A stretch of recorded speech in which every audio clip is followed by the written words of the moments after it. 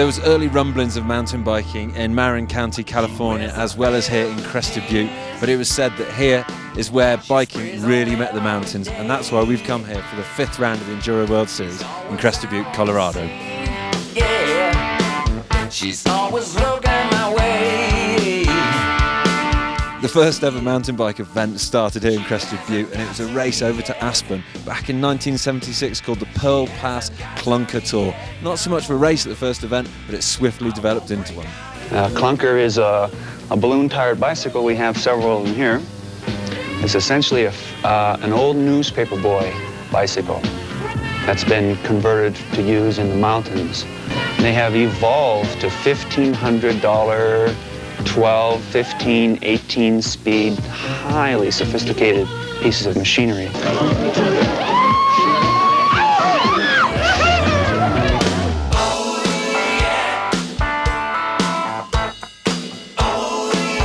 There's so much history in this town, and luckily we've got the Crested Butte Mountain Heritage Museum where we can catch up on all things mountain bike. And luckily enough, I was going to speak to one of the girls that's been here from the start, Glo Cunningham, my namesake, about how it all happened.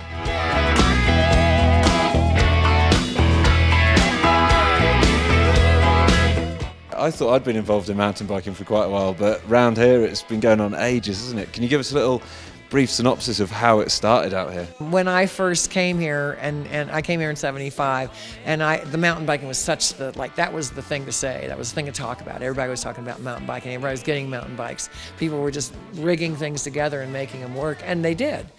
That's one thing I was going to say is, what was it about Crested Butte that brought it all here, that you say you have the trails? When I first moved here, the trails weren't really anywhere near as defined as they are.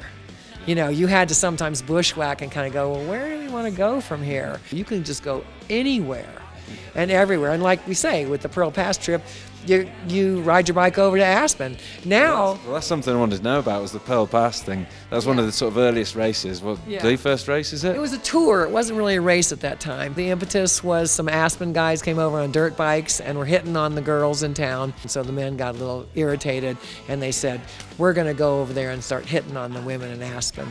It was a total disaster because the guys that came from Aspen went to a hotel and got cleaned and went out to the bars, and the guys from Crested Butte just went straight to the bars, and they were pretty rough, to say the least. Crested Butte Mountain Bike Association was the first ever and the oldest mountain bike club, formed in 1983, and it feels apt to be returning here with one of the youngest, the Enduro Mountain Bike Association. So we're going to catch up with the director of that, Chris Ball, in his natural environment, Saloon and Gaming Hall.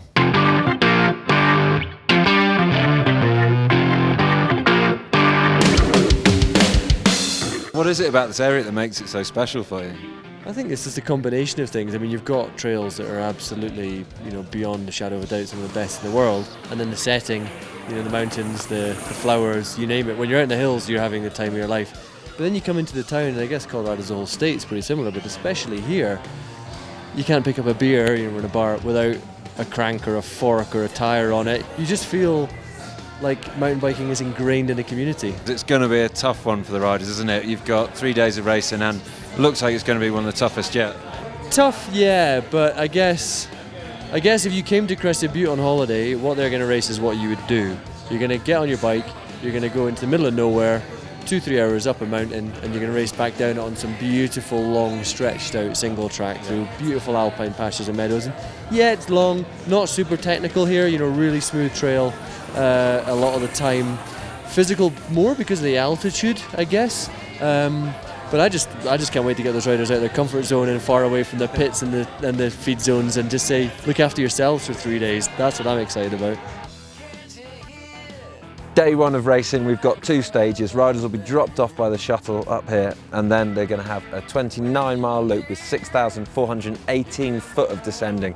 This is going to be epic this weekend. So much for the riders to travel around, and also so much for them to come down. Day 2, we've got 2 stages once again. Riders are going to be dropped by shuttle into a different area, and it's going to be a 23-mile loop that day with 5,453 foot of descending. Day 3, the riders are going to be dropped by shuttle up here, and this is going to be the closest stage to Crested Butte. and then they're going to be riding up to the top of here. We've got Trail 403, Trail 5, that's where I did my track preview, an incredible trail that, really well known in the area, and then a long ride back to the bike park, and then they're going to have 2 lift access trails, and they're going to be loving that because the rest of the week they've been climbing up these mountains themselves. They may have been getting shuttles close to them, but there's still a huge amount of climbing at this altitude as well. It is really going to be taking them out of the riders.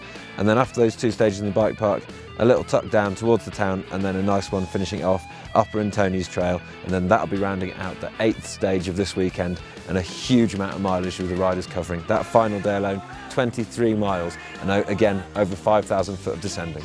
To give you an idea of the scale of this event, we've got here the big map of Crested Butte. So Crested Butte in the centre there, that's where we are. And then day 1 of racing, we're going to have down here, we're going to have to use the shuttles to get the riders around. Day 2 there, and then day 3 is going to be taking in all this area up here. And this map's quite sizable, so you can see from the scale of this event, it is certainly one that's going to be etched into the memories of these riders. They are not going to forget this experience.